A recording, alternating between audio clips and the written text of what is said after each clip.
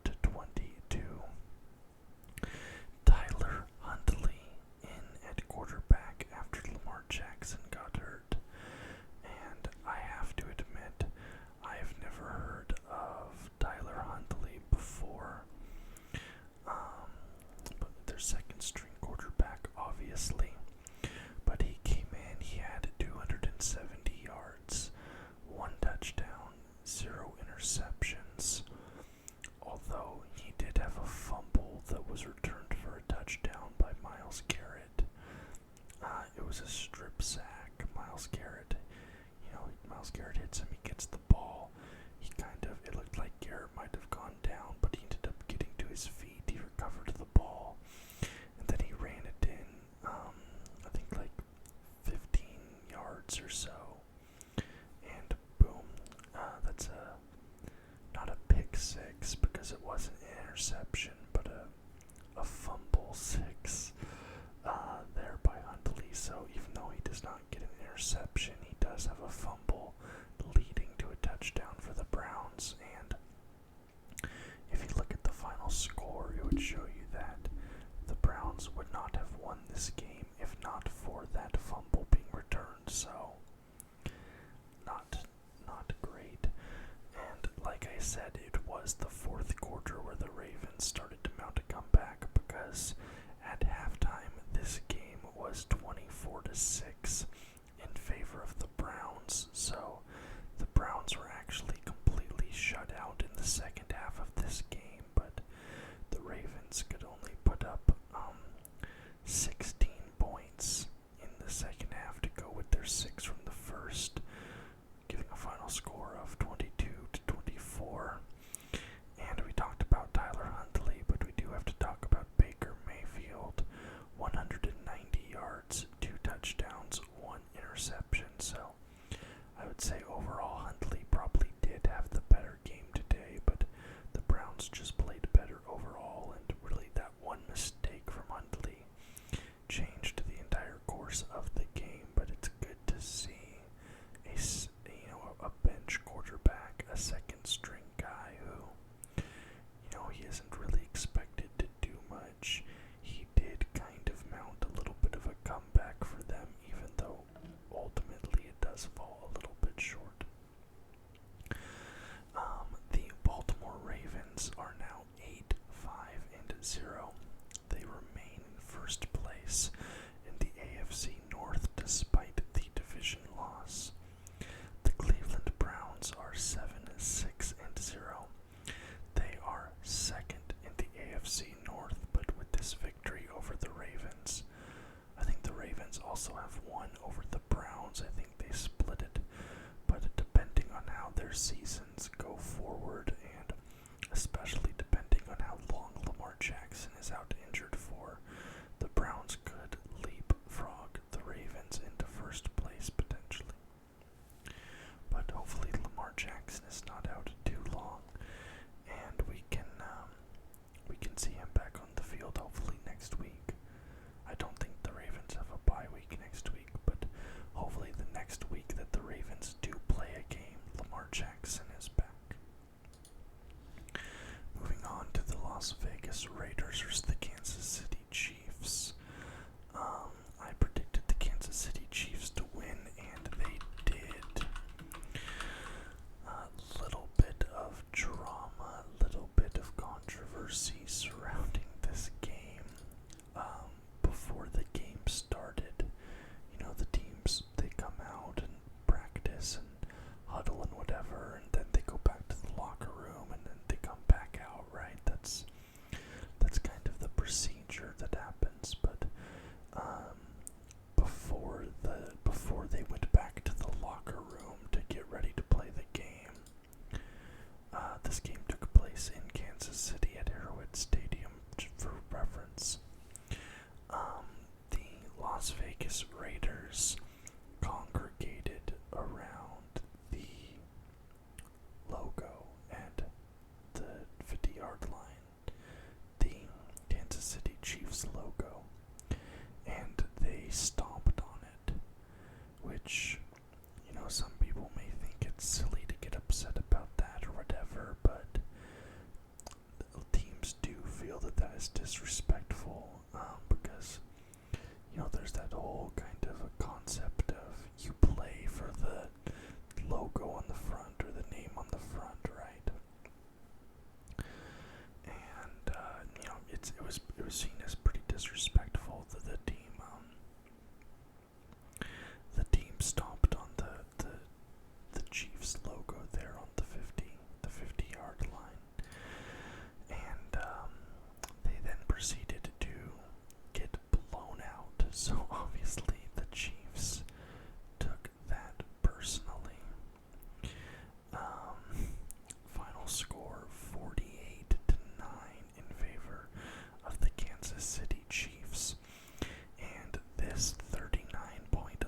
loss is officially the largest margin of defeat for the Raiders by the Chiefs in the history of the rivalry between these two teams.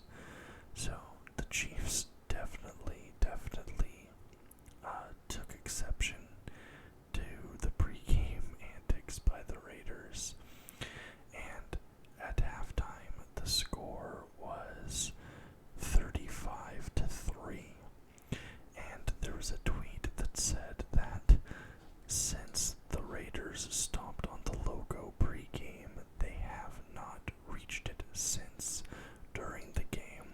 So the Chiefs did a great job keeping the Raiders hemmed in their own end with their defensive play.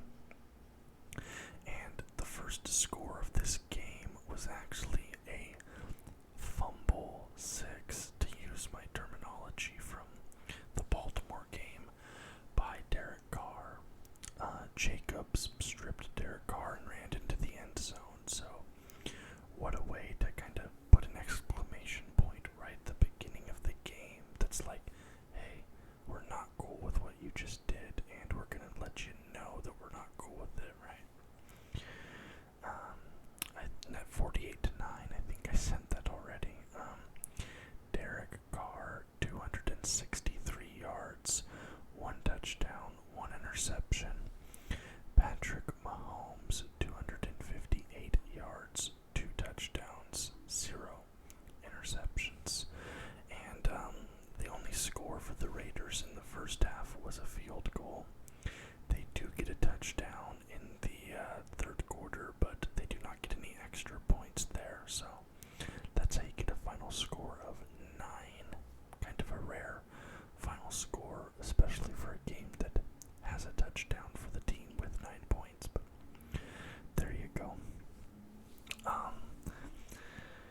Yeah, maybe the Raiders will maybe learn a little bit of a lesson in karma, throughout this, because I believe, if my memory of recent games holds, the Steelers had a couple events where I believe it was dancing on the opponent's logo or something like that, and they lost the game that happened in, and now you have this, and they lose the game this happened in. So maybe teams should just stop doing things on the opposing team's logo to try and taunt them. It doesn't bring out positive outcomes.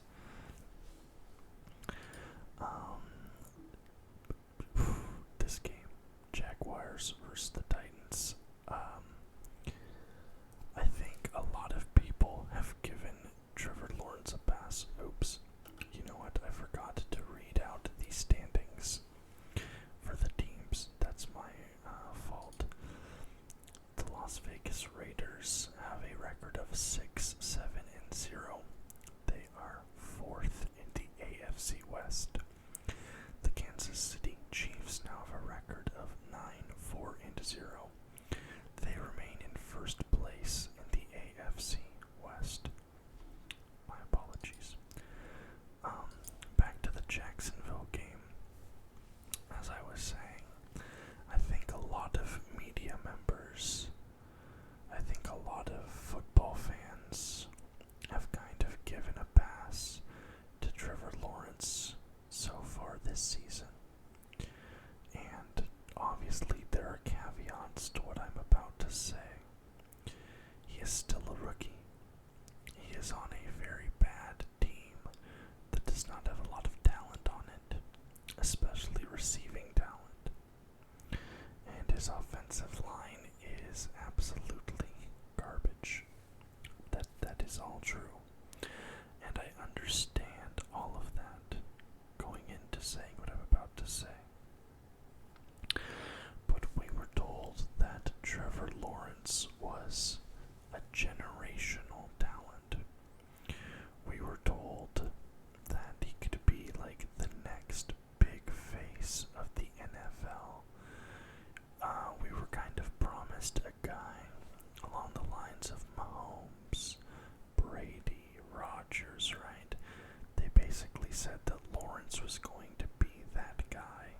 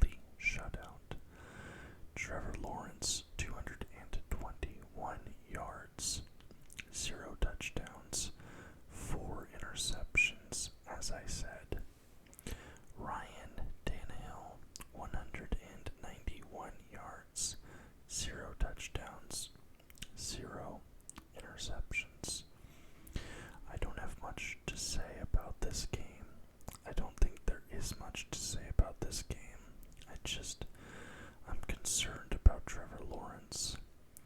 Sure, let's say that this season is a wash. Okay, I can accept that. But I need to see something out of him next season, or else I think it might be time to start kind of saying that he was wildly overrated. I don't want to say Blake Bortles, but I think Debo, I think Bortles, those guys, and it's just, we might be heading back down that road. And then the funny thing, this really is only tangentially related, but I remember that Justin Herbert, coming out of his senior year, was getting banned. There was even people saying that he wasn't even a first-round talent. They were saying that he was a second-round talent. People were saying that Tua was now the obvious first QB to go.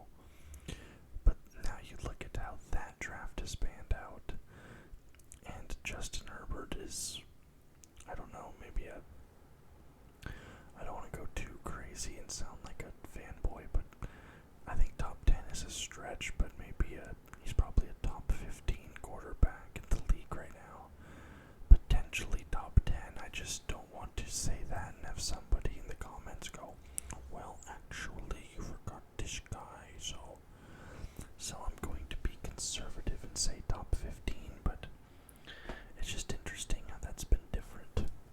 And when you look at a guy, even from this draft, Mac Jones has easily been the best quarterback from this draft so far, and everybody let him fall. They let him fall down to the Patriots, who had a pretty low pick, and he's been the best one. Just, it's interesting, man. It's interesting. The NFL draft is such a crapshoot.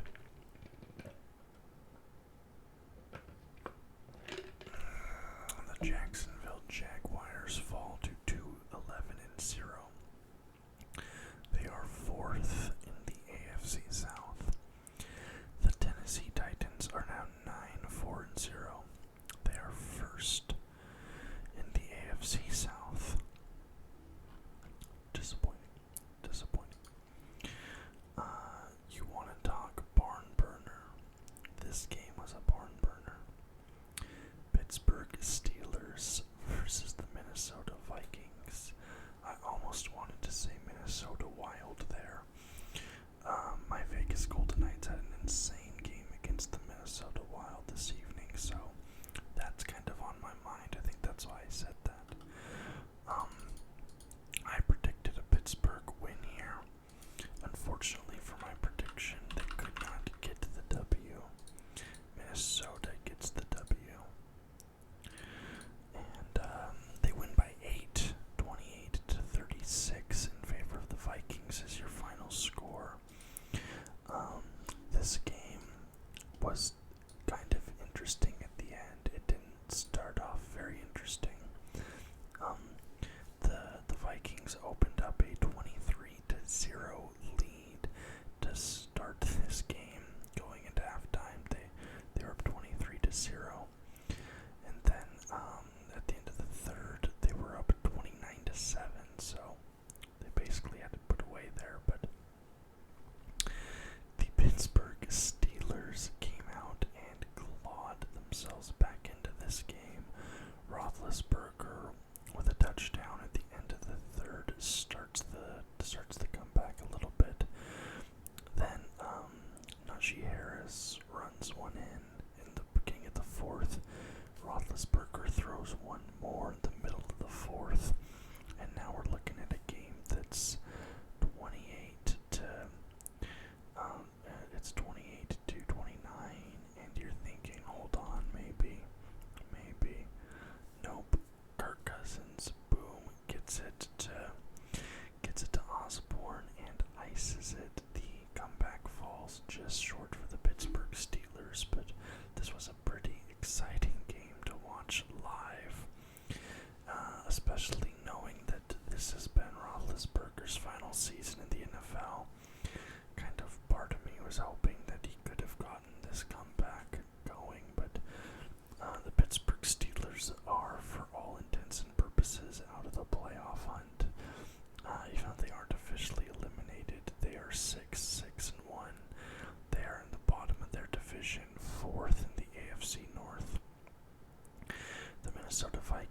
are 6-7-0.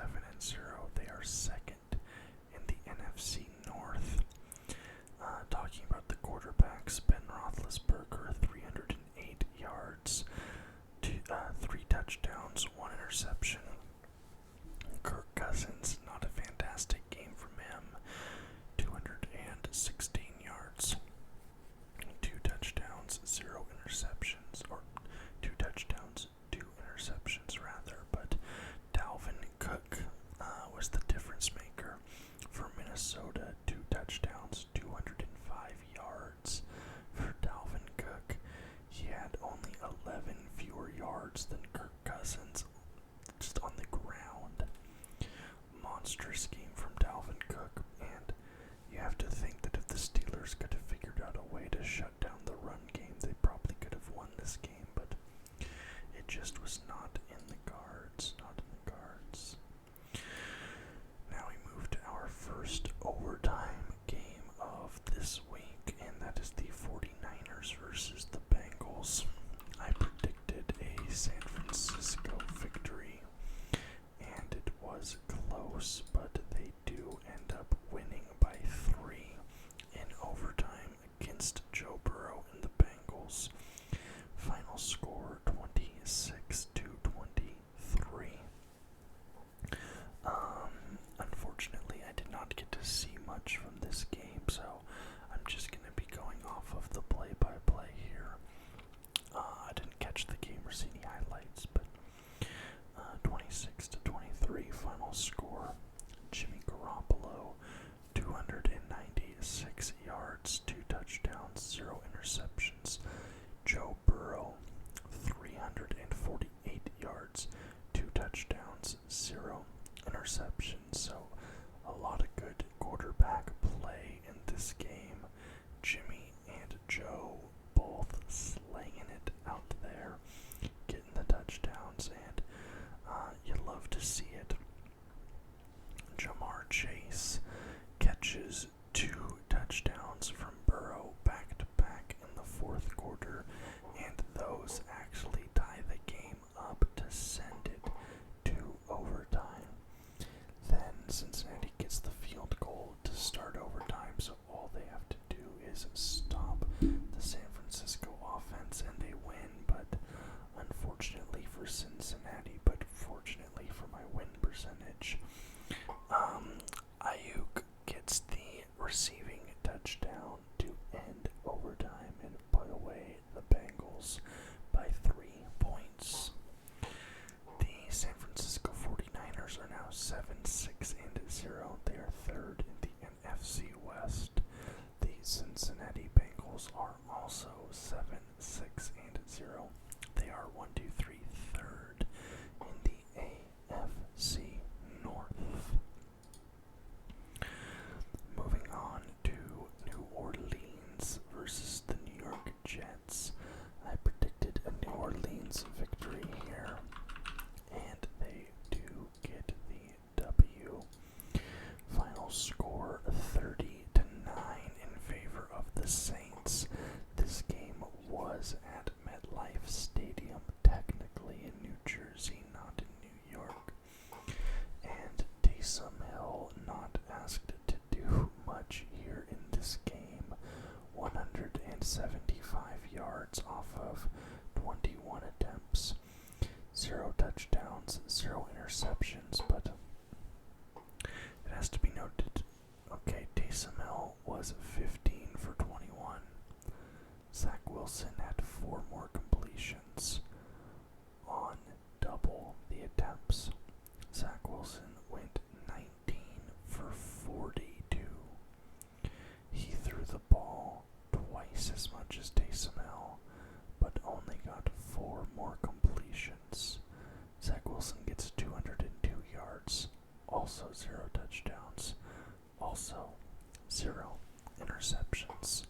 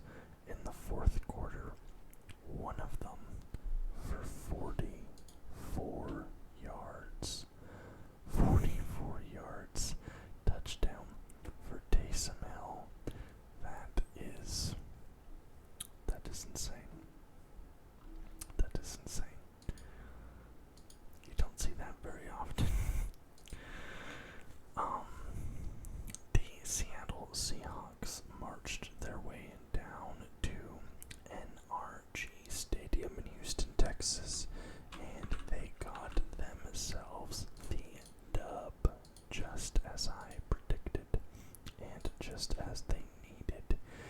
Even though they do remain fourth in the NFC West with a record of 5-8-0, they win this game 33-13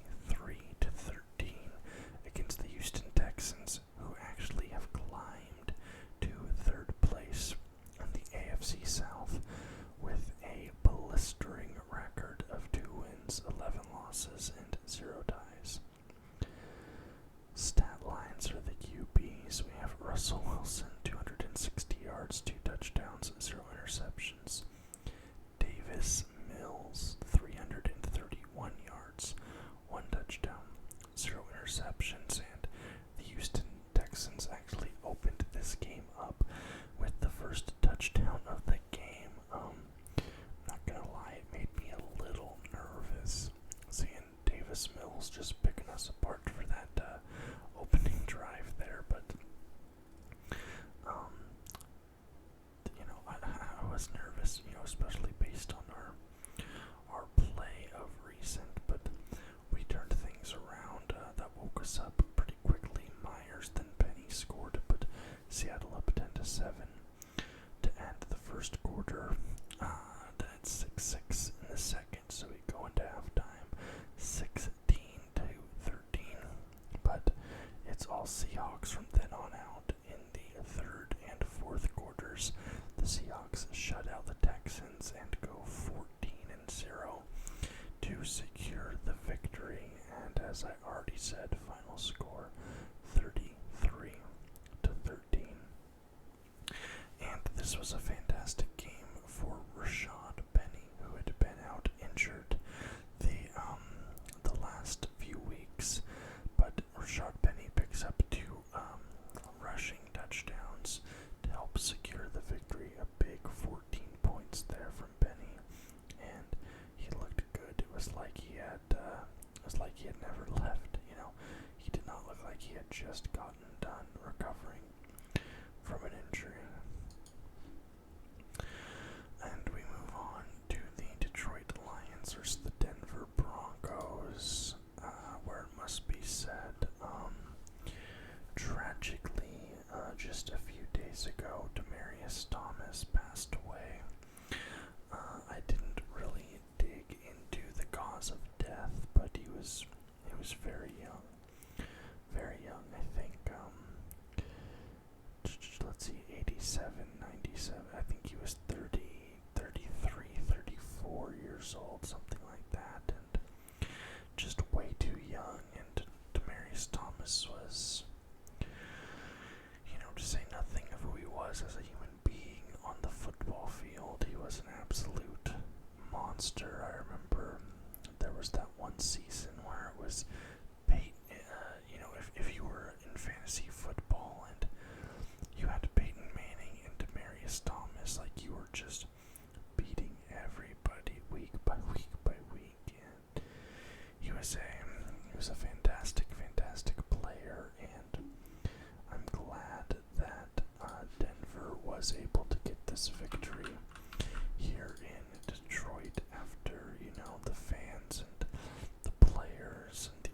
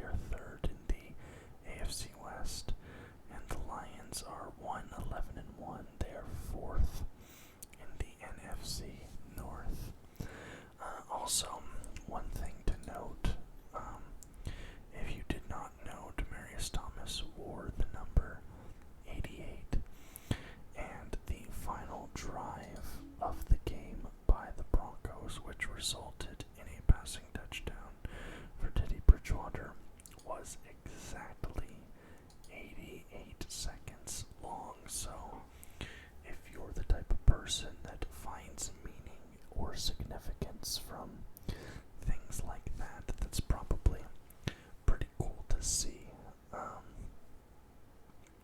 Exactly 88 seconds there on the final drive, and really good game there for the Broncos. And if you're a Broncos fan, you probably feel overall that the direction the team is going in might feel a little bit confused, and for the sake of the draft, you may have preferred a loss here, but probably for the best that the Broncos get a W here, just for morale and the sake of things being right in the world.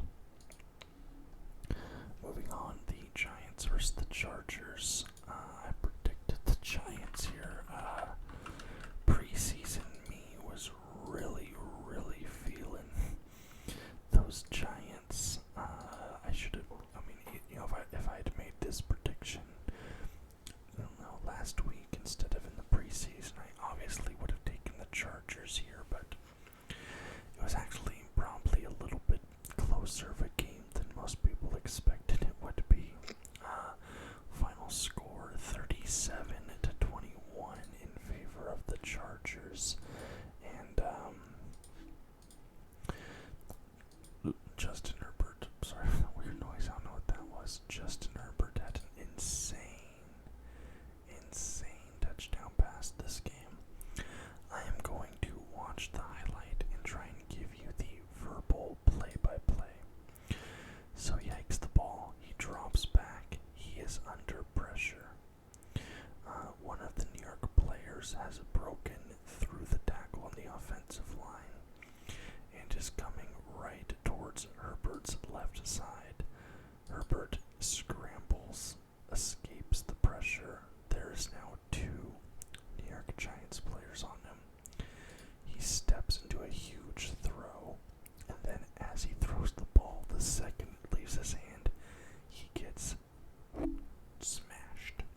Like, if that was me and not an NFL quarterback, every bone in my body would have broken.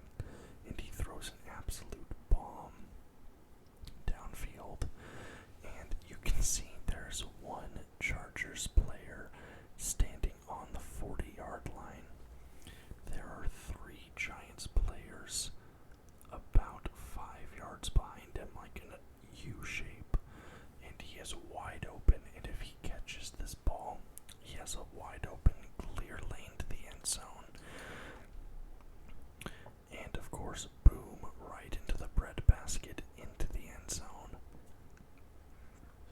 Touchdown. Rocket arm by Herbert. Rocket arm by Herbert. How long was that passing touchdown? I want to see the yardage on that. It was 59 yards. 59-yard touchdown. Absolutely insane by Justin Herbert, and that is back-to-back fantastic games by my boy, the Oregon Ducks alumni. Final score 37-21. I do believe I already stated that, but just had to say it again for good measure. Mike Glennon in for the New York Giants, 191 yards, 2 touchdowns, 1 interception. Justin Herbert, 275 yards, 3 touchdowns, and 0 interceptions. And Justin Herbert, I take back what I said earlier. I take back me trying to be coy. Justin Herbert is a top 10 quarterback at the NFL, not top 15. He is a top 10 quarterback in the NFL this season, and I will stick by that. And I will move on. Oh,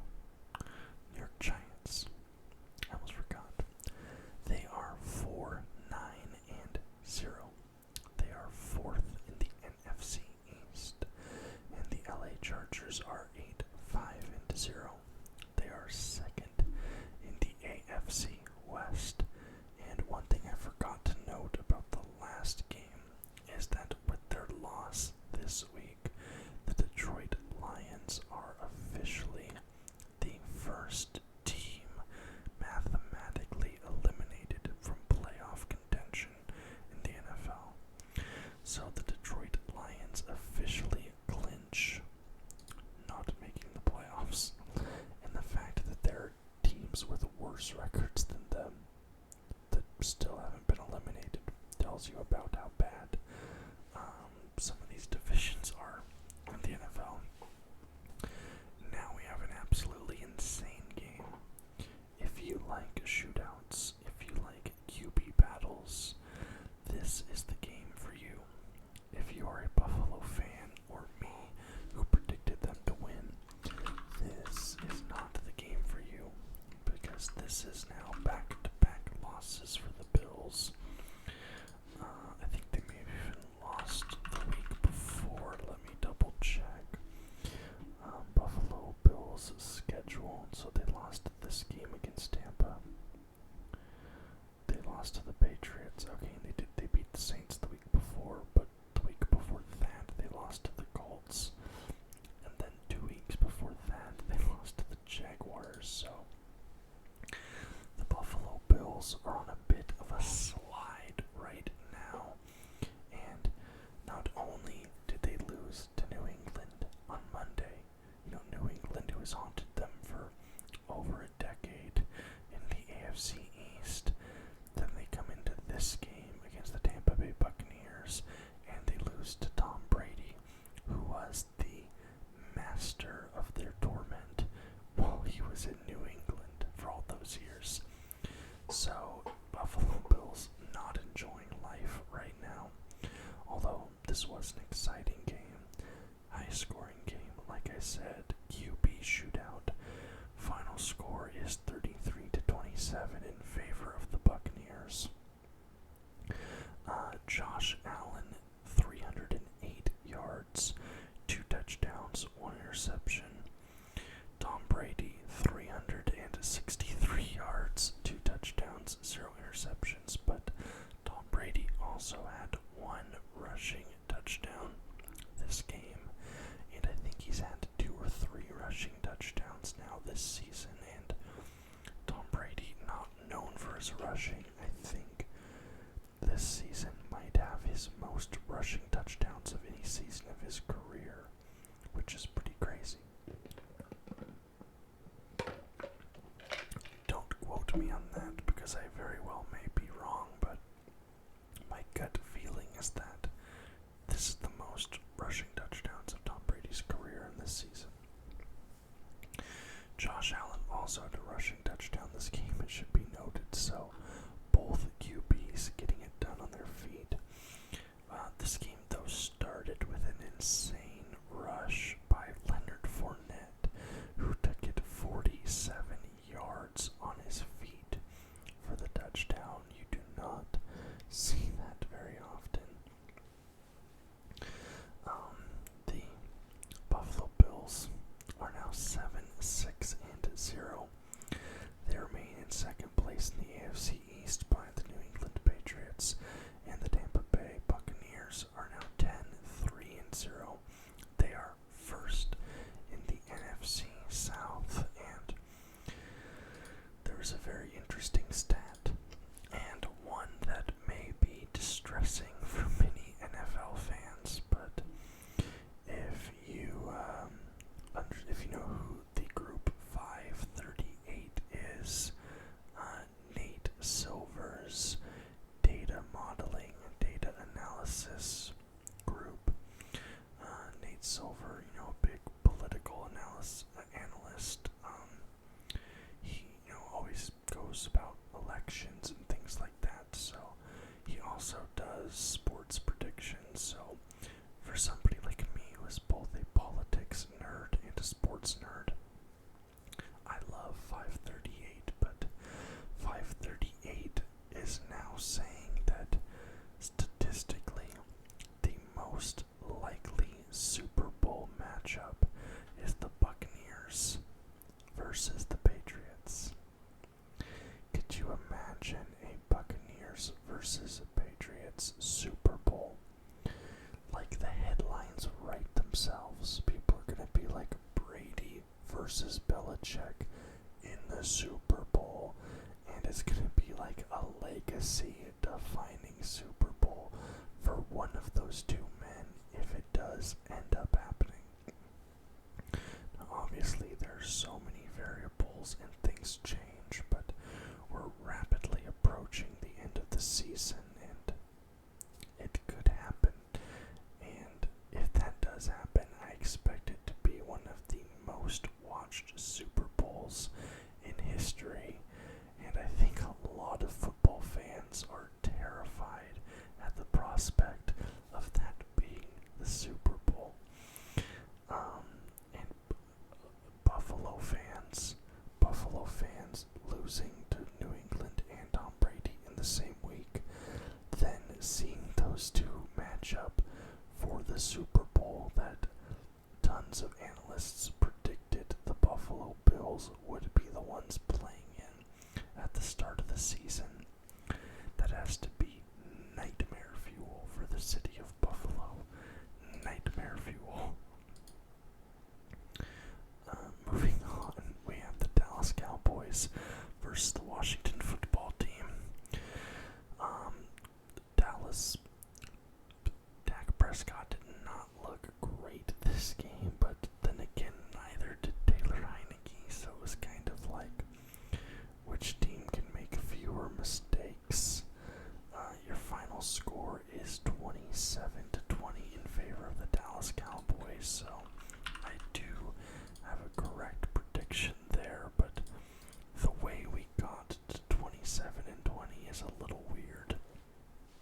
And again, we had a little bit of drama before the game. The Dallas Cowboys shipped in their own away bench to use there at FedEx Field instead of using the one provided by the Washington football team. And apparently the reason they did so is that when Seattle was there in FedEx last week, they kind of gave a heads up to the Cowboys saying, hey, because the benches are warmed, the away benches, they have heaters in them, they keep the players warm. But apparently Seattle reached out to Dallas and said that the heaters in the seats were not working.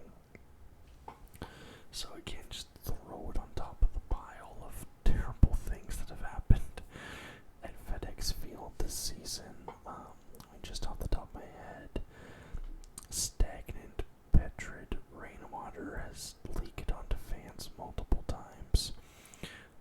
There was a video someone posted of Twitter that inside the concession area, the roof was leaking in FedEx Field, and I believe they have some of the most expensive concessions in the entire league, even though the team is garbage.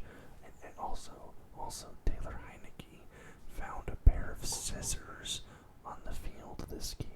At this point, it's just such a meme what's going on there in Washington, and the unfortunate part is like the team actually isn't that bad. They're in second place in the NFC East, but it's just all these other things going on kind of distract from how good that the Washington football team is actually doing this year, all things considered. But as I was saying, the way we got to 27-20 in this game was kind of non-traditional. In the first quarter, Taylor Heineke fumbles the ball, which is returned for a touchdown. So far this week we have 3 fumble sixes, as I coined it. And then in the fourth quarter, Dak Prescott gets picked off for a touchdown, so sloppy stuff there from both quarterbacks. Dak Prescott, 211 yards, 1 touchdown, 2 interceptions. Uncharacteristic game from Dak.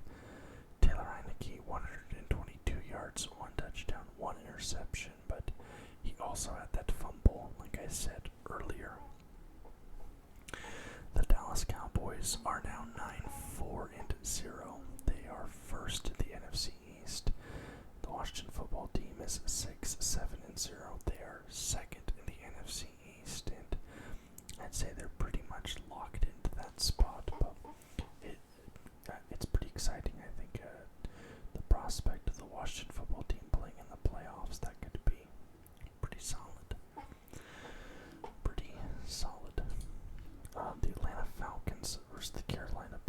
Cowboys. I predicted Carolina here. Atlanta wins by 8. Final score 29-21 in Charlotte. So this was in Charlotte, and Carolina was actually a 3-point favorite in this game. And we have Cam Newton back in at quarterback for the Carolina Panthers, and I don't know. I think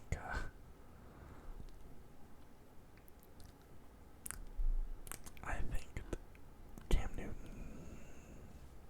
I don't know. It's not working. Now, I say that, but the first score of this game is a 12-yard Cam Newton rush.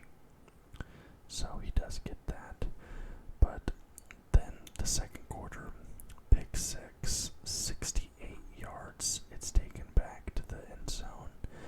And, Cam Newton final score line, or stat line, 178 yards, 0 touchdowns, 1 interception. Matt Ryan, 190 yards, 1 touchdown, 0 interceptions.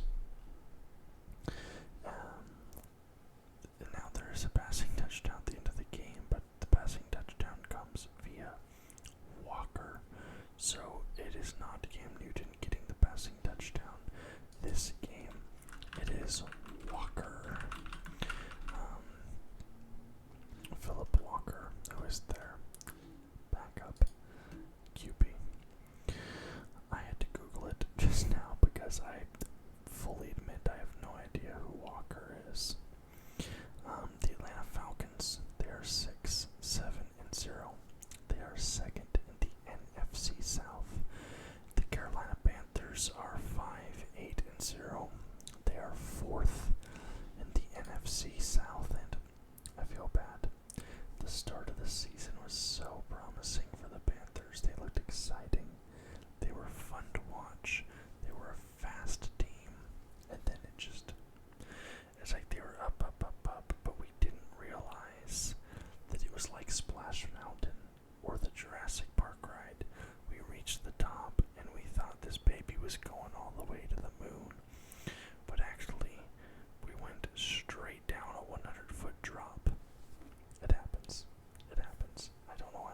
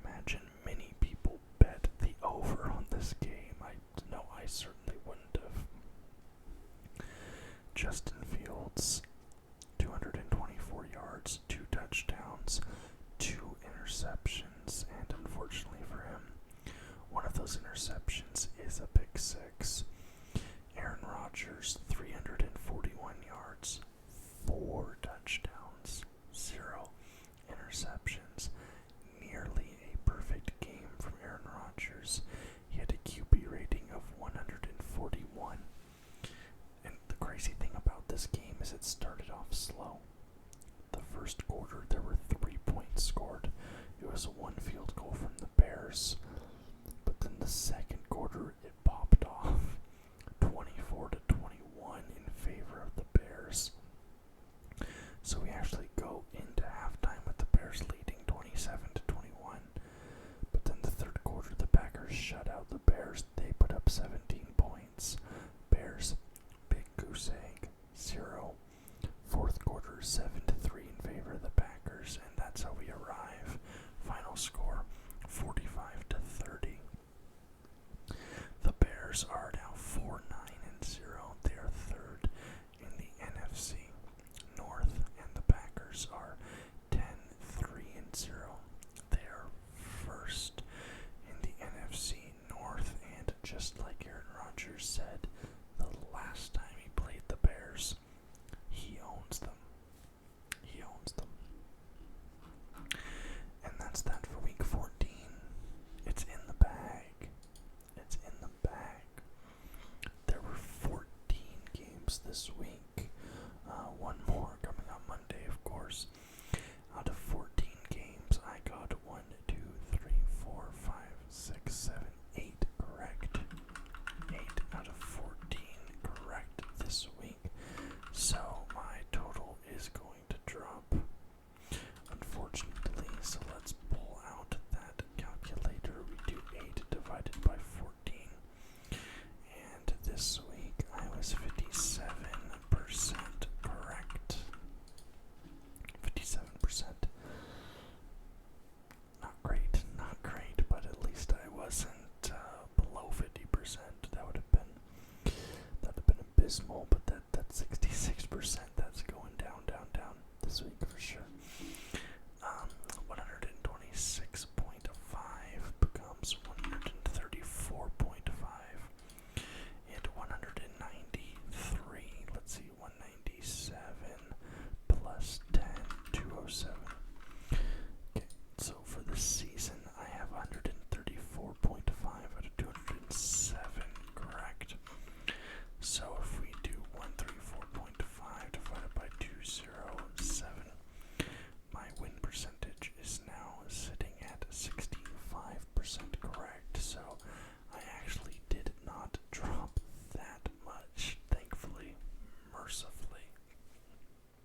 Anyways, that does it for week 14 of the NFL season. We are so close to the start of the playoffs, and I went back and watched my season prediction video. I actually did make playoff predictions in that video, but I'm scrapping all of that. I will make a video talking about my playoff predictions round by round. So I'm only going to predict the first round, then after that's done, I'll predict the second. Then we get down to the Super Bowl, I'll predict the Super Bowl, etc. So, that's that. Thank you guys so much for watching. I appreciate it. I look forward to hearing any feedback you guys have, and I look forward to seeing you again, same time, same place next week. If you enjoyed the video, please leave a thumbs up and subscribe to the channel for more content just like this every single